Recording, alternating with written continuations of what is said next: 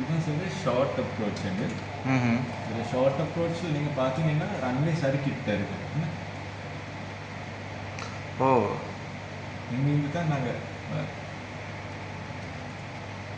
ஏன்னா எங்களுக்கு இப்போ என்ஜின்லேயே ஓ ஸ்பின் ஆகுதில்லை, அப்போ பவர் இல்லாமல் தான் வாரேன் நான்.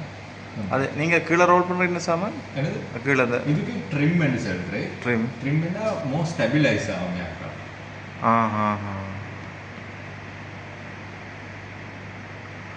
மைக்ரோ அட்ஜஸ்ட்மெண்ட் ட்ரிம்முக்களால் செய்யலாமா?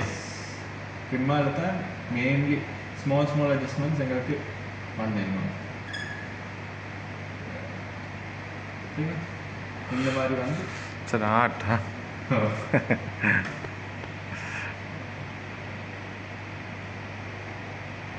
அப்போ லாஸ்ட் மினிட்ல தான் லைன் ஆகுது.